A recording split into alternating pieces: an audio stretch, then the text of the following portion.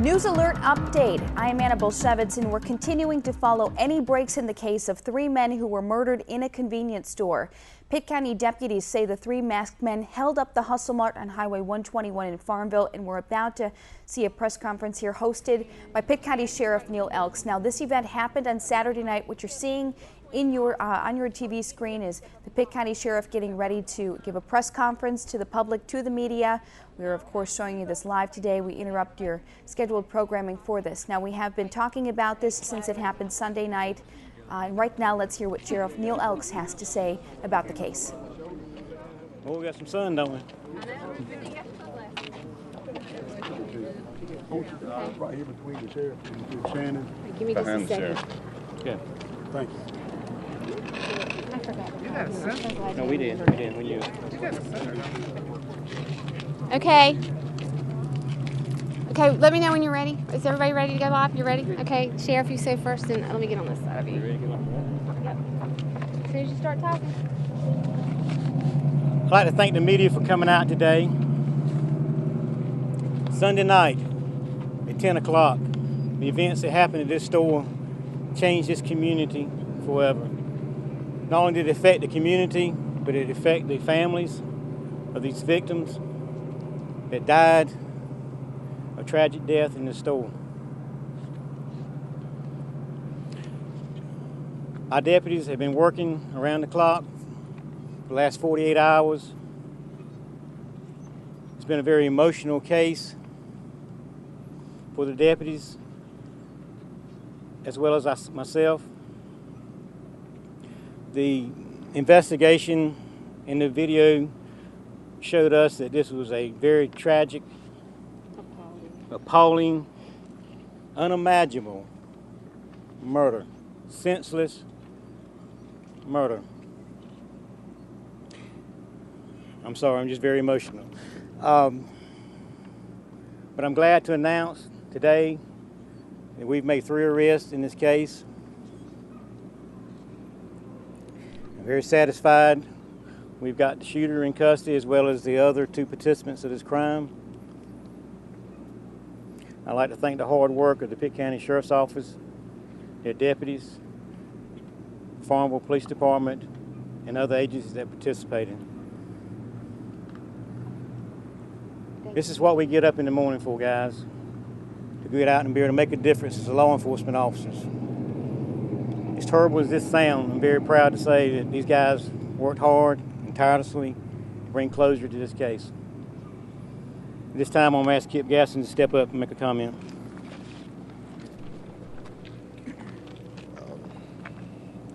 Like the sheriff said, it's a good day for law enforcement. This is what we live for.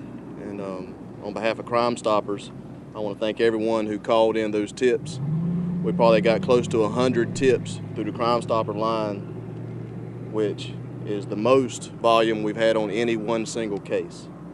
So I'd like to thank everyone who called in those tips and that information. And this is a proven program that works, and this proves it here today. So on behalf of Crime Stoppers, I'd like to thank everyone, law enforcement, that helped us screen those tips and investigate those tips, but also thanking those tipsters who actually called those in. Thank you very much.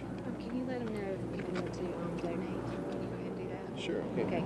Yeah, and if anyone would like to donate to the fund, I mean, they can make that contribution to Pitt Greenville Crime Stoppers and mail it in to P.O. Box 528 Greenville, and that money will be used toward this case. Thank you. Chad. And I have met with the family this morning prior to this. That's why we try to keep control of the information getting out. I wanted the family to know. They've been invited to come out today, and they may be here in a little while.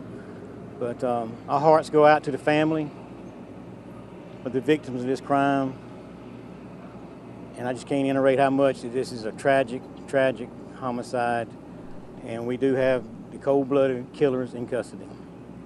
This time I'm going to turn it over to my sergeant that helped lead the investigation. He's going to give you the names and the pertinent information you need on the people that have been arrested. And when after that, we'll take questions. Sergeant says. I got it. We have 3 subjects that are in custody. We have an Antoine Andre Anthony. He's 29 years of age. He's been charged with 3 counts of murder, 3 counts of first-degree kidnapping, 3 counts of robbery with a dangerous weapon, 1 count of conspiracy to commit robbery with a dangerous weapon, 1 count of possession of firearm by a felon, and 1 count of possession of stolen goods. We also have Xavier Montel Shamble in custody.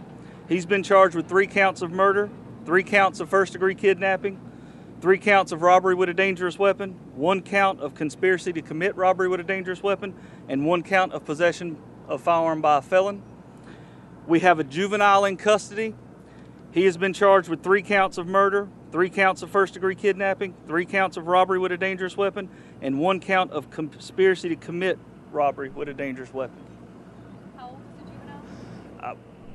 We're not prepared to release that information at this time. We just can let you know it is a juvenile and he is in secure custody. How about Xavier? How old is he? Xavier is 19 years of age. Are they from this area? Yes, From Farmville? from in and around this area. Could you spell their name? Sure.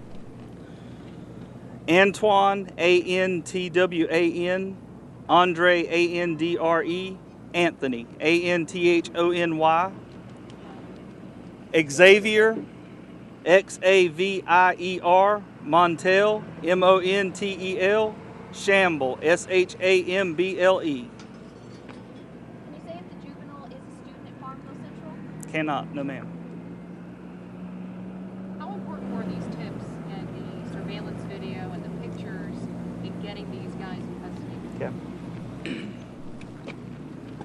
I'm sorry, ask the question again? How important were the tips that were coming in because of the surveillance video and the pictures in getting these guys in custody? Instrumental.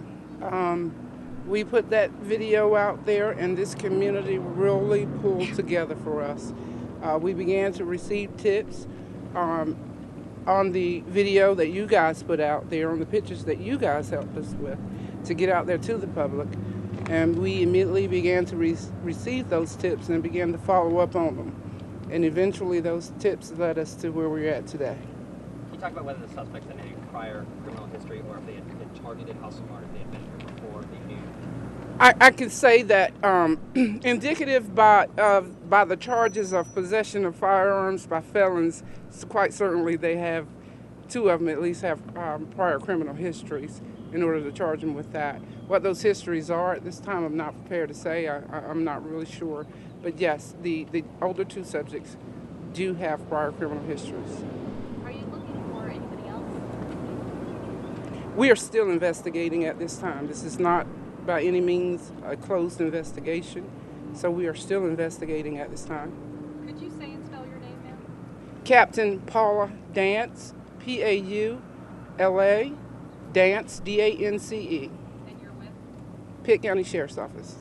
I'll give you that information. What was the role of the other participants? As one shooter participants, were they on the lookout or their role in the shooting? All 3 had active roles in this case. All 3 were charged with the same thing, and all 3 have active roles. And can you repeat the charges again for us? We're going to have that to hand out to them. Yeah, We'll have that for we'll you. just do that in a little bit. Which one? In the video we saw an Expos hat. One of the suspects was wearing one of an Expos hat, which was a pretty unique piece of clothing. Which one of the suspects was wearing that hat? Is that okay? Excuse me. We're still investigating that. We're not prepared to release that information now. And do you guys believe all 3 suspects then shot the victims, or do you think there was one shooter and the other 2 just? You know, at this point, really, that's neither here or there because even if there were just one shooter, the other people who were complicit in the murder are charged with the same thing. It's the conspiracy felony murder rule. If you're involved in this activity, it doesn't matter who shot. Somebody shoots, everybody's charged. Did they know these shooters? I mean, I know that one of them's a juvenile. A person who was killed was a juvenile. Did they go to school together? Was there any connection? We're really not clear at this time. We're still investigating. When were these arrests made? They were formally charged this morning. So were they brought into custody last night, late last night, overnight? They were brought in, a couple of them were brought in last night, I believe on the possession charges, but they were formally charged this morning with the counts of murders, or the ones that Sergeant Suggs presented to you just a few minutes ago. How did the family take the news?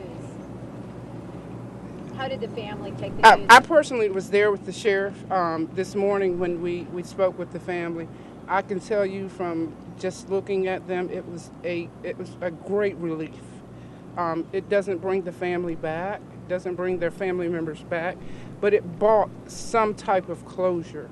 It was visible when they were given the news. They were very, very grateful. They realized, too, the importance of how the community felt about them just by the number of tips that were called in, by the number of people who called in and said these were just great people. We want to help. What can we do? And so it was indicative of the amount of people who called in to give information to say who did this heinous crime. Did the family know these people who were arrested? I'm not really sure if they did or not. Any idea on motive? Did they come here with the intent to rob and then the murders happened, or did they come here with the intent to murder? We're still investigating that at this point. What first court appearance? Do we have that yet? Here in court. Our district attorney is actually here. Yeah. The juvenile has had a secure custody hearing on part of the charges. They will have a first appearance tomorrow at the detention center. The adults will have a first appearance tomorrow at the detention center on the new charges. If it doesn't happen before then, they could be brought over in front of a district court judge today. They're being held at the jail? The Pitt County Detention Center. And the juvenile is in secure custody at a juvenile detention facility. So you expect them to have the first appearance tomorrow? It could happen today.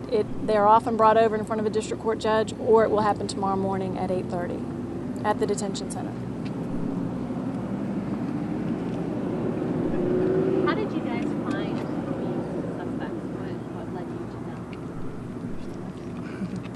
them? Well, as we referred to earlier, the Crime Stopper tips played a big role, but also the community involvement as well. As we've talked early on in our stories early on, how the community was so involved. We witnessed prayer visuals here, we witnessed candlelight visuals here. This community really outpoured, and they held back no information as it came in. A lot of the tips we followed were dead ends. They were invalid tips, but we followed every tip until we got the right tip. So the biggest thing I would contribute it to is hard police work, hours of dedication, the Crime Stoppers tips, and the community as well. And where were they arrested? Where?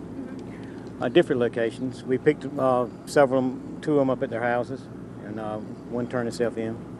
Did they resist at all? No. Did they know why you guys were there? I'm sure they did, but they didn't indicate. Any signs of remorse from any of them? I'd rather not say right now. And this is stuff we can talk about later. This is hot off the press, guys. I mean, the warrants were signed less than 45 minutes ago. Can you tell us about your reaction when you heard you had these guys in custody, you had the right men? What was your... I was standing right there when we arrested the first one. I was very pleased, very heartbroken. I told the family today that this ain't the right word to say, but we rejoice that we've got these guys in custody. We're very satisfied. Not that the incident occurred, but we have worked hard to get these guys in custody. My guys have been very motivated, very determined. They've been running on adrenaline for 3 days.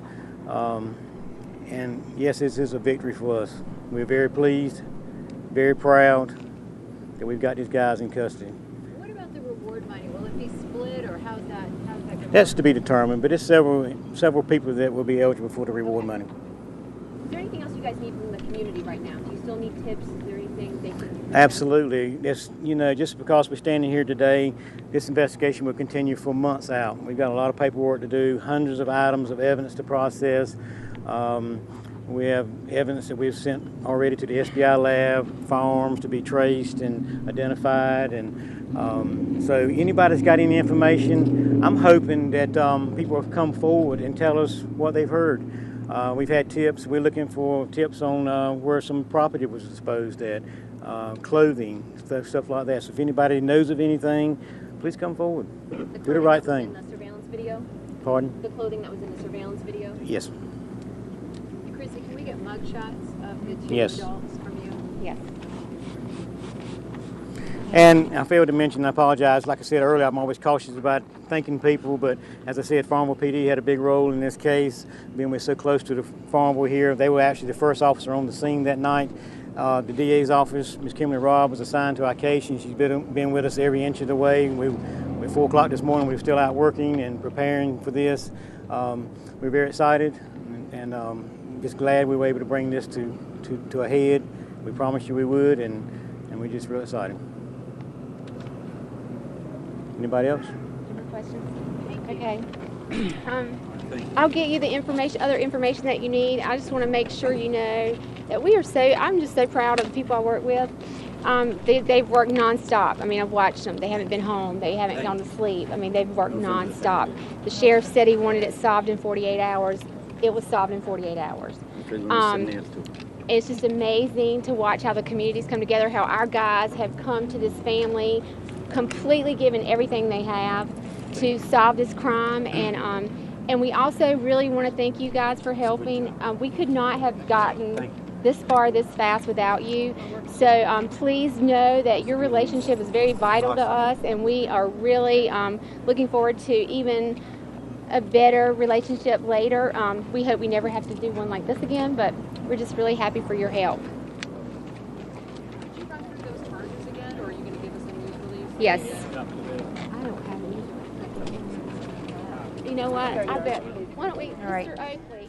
You just heard from Pitt County Sheriff Neil Elks there. We've just learned in a news alert here 3 suspects have been caught in this triple murder case involving Farmville convenience store employees. The suspects in custody at this time are Anthony Antoine Andre. We know that he is actually 29 years old. Also Shamble Xavier. We know that Xavier Shamble, rather. You're taking a look at their mugshots right now. Of course, this information just coming into our newsroom. You're getting it firsthand as we're learning it from the Pitt County Sheriff's Department. More on our website on WCTI12.com. Again, Antoine Andre Anthony, also Xavier Montel Shamble, and a juvenile suspect, all 3 in custody for the murder in Farmville involving 3 employees at a convenience store. We want you to stay with News Channel 12 as we continue to develop this story. We're going to have more for you right here on News Channel 12 at noon.